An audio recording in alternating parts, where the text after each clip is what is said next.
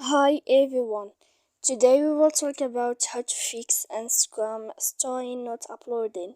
To know how to fix Instagram story not uploading, you should just go to settings like this. We will click. After that, in this page you will go to apps here, and when you will see this list you will go down to find the application of Instagram as you see. Then here in this page you will go to for stop. When you will end this, you will go to enter here storage.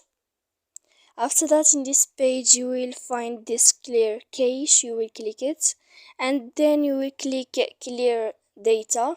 Then you can update your application so that you can know how to fix Instagram story not uploading.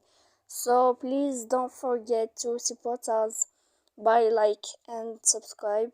See you next time in another video.